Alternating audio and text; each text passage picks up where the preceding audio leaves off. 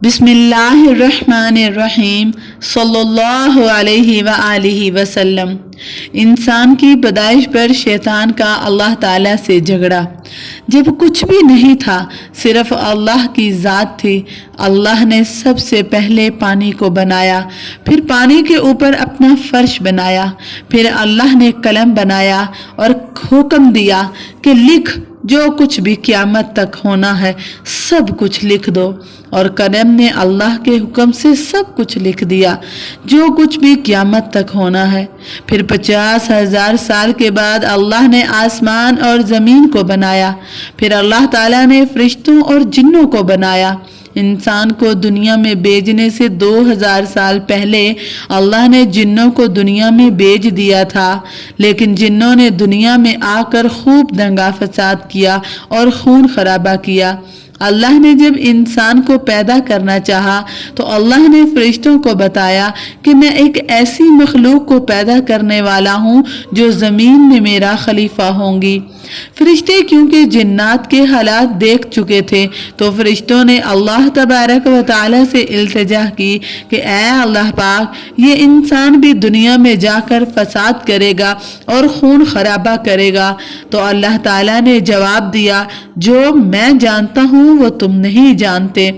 اور یاد کرو جب تمہارے رب نے فرشتوں سے فرمایا میں زمین میں اپنا نائب بنانے والا ہوں، تو بولے کیا ایسے کو نائب کو کرنا ہے جو اس میں فساد کرے اور خون خرابہ کرے؟ ہم تجھے سراہتے ہوئے تیری تسبیح بیان کرتے ہیں اور تیری پاکی بولتے ہیں۔ فرمایا اللہ پاک نے کہ جو میں جانتا ہوں وہ تم نہیں جانتے۔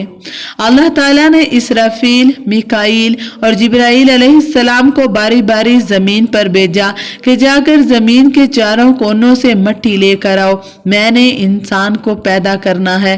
جب یہ فرشتے باری باری زمین پر آئے زمین سے مٹی لینے کے لیے، تو زمین نے ان فرشتوں کو اللہ کا واسطہ دیا کہ مجھ سے مٹی نہ لے جاؤ، جیسے انسان کو پیدا کیا جائے گا جو جہنم میں جلے گا۔ پھر اللہ نے آخر میں حضرت اسرائیل علیہ السلام کو بھیجا کہ پیارے اسرائیل تم جا کر مٹی لے کر آؤ۔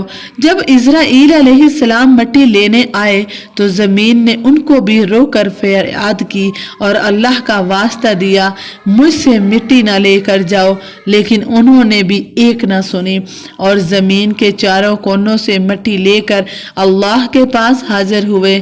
اللہ نے پوچھا پیارے اسرائیل، جب مٹی نے تم سے رو کر فریاد کی یہاں تک کہ اس نے میرا واسطہ دیا تو تمہیں مٹی پر رحم نہیں آیا؟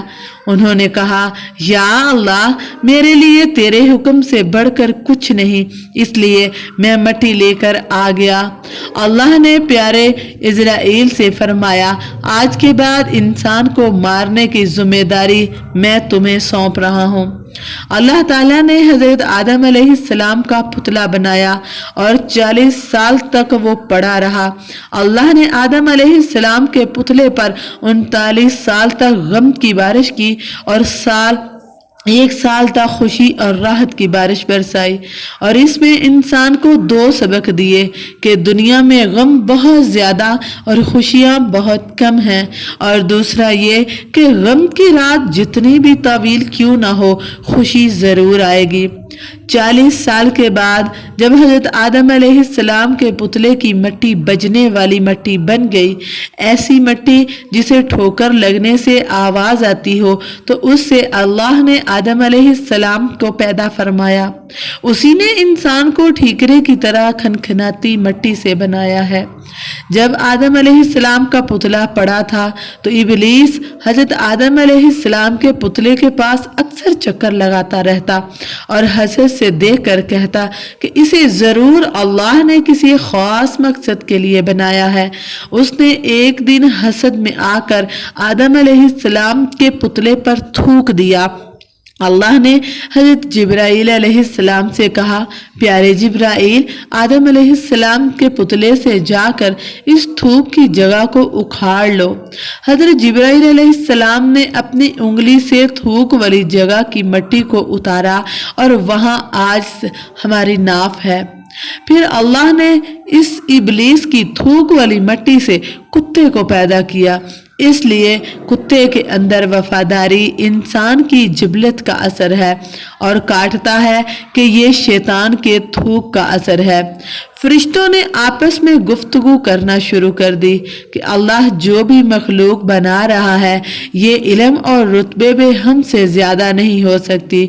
अल्लाह क्योंकि शैतान के काम भी देख रहा था और फरिश्तों की बातें भी सुन रहा था, तो अल्लाह ने कहा, जब मैं इसके अंदर रूह डालूं तो तुम इसे सजदा करना।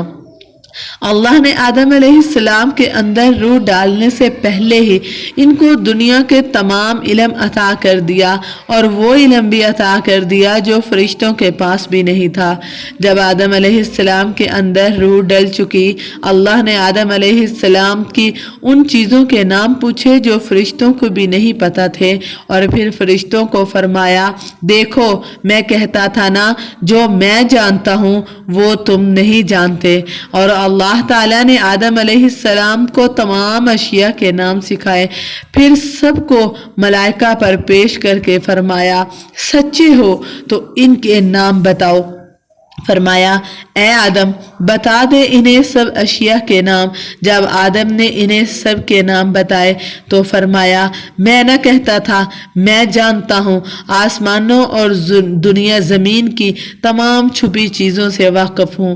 क्योंकि अल्लाह ने शैतान और फरिश्तों की गुफ्तगू सुन ली थी, शैतान को हसद और फरिश्तों को अपनी इबादत पर गरूर, तो अल्लाह ताला ने दोनों से कहा, आदम अलैहिस्सलाम को सजदा करो। और ये सजदा इसलिए था कि अल्लाह दोनों को बावर करवाना चाहता था कि ये जो भी मखलूक है इसका स्टेटस फरिश्तों और जिन्नात से कहीं ज्यादा है।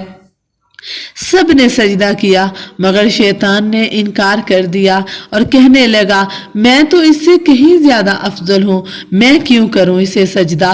और जब हमने फरिश्तों को हुक्म दिया कि आदम के आगे सजदा करो तो वो सजदे में गिर पड़े, मगर शैतान ने इनकार किया और गुरूर में आकर काफिर बन गया। फरमाया, जब मैंने तुझको हुक्म दिया कि तू किस चीज ने तुझे सजदा करने से बाज रखा है, उसने कहा, मैं इससे अफजल हूँ, मुझे तूने आग से पैदा किया है और इसे मिट्टी से बनाया है। अल्लाह ने शैतान को जन्नत से निकाला और कहा कि दफा हो जाए यहाँ से।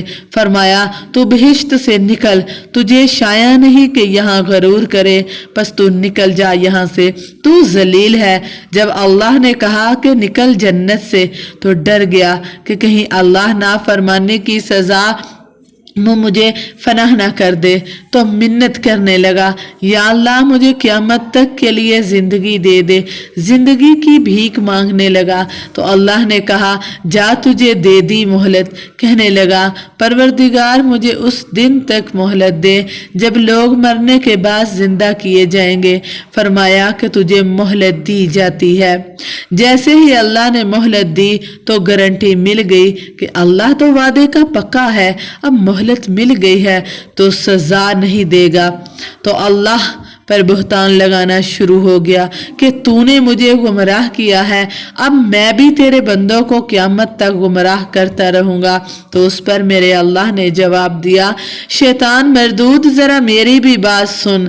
मेरे बंदे जब जब गुनाह करते रहेंगे, लेकिन जब जब सच्ची तौबा करेंगे, मुझे अपनी इज्जत और जलाल की कसम, मैं भी उनको माफ करता रहूंगा। दोस्तों, इंसान और शैतान की जंग अब तक कायम है और क़यामत तक कायम रहेगी। शैतान का काम इंसान को गुमराह करना और इंसान का काम सच्चे दिल से अपने गुनाहों की अल्लाह से रो रो कर गिर गिरा कर माफ़ी मांगना है, क्योंकि अल्लाह अपने वादे का पक्का है। क्योंकि अल्लाह ने शैतान से वादा किया था, मेरा बंदा जब गुनाह करेगा और फिर सच्ची तौबा करेगा, मैं उसकी तौबा कबूल قبول کرتا رہوں گا اور میں اس کے گناہوں کو معاف کر دیا کروں گا۔ پیارے دوستو، اب آپ نے سوچنا ہے کہ ابلیس کی فوج کا سپاہی بننا ہے یا رحمان کی فوج کا سپاہی بننا ہے۔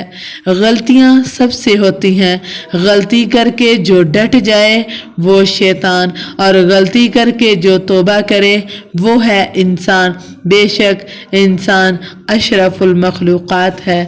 ویڈیو اچھی لگے تو اس کو شیئر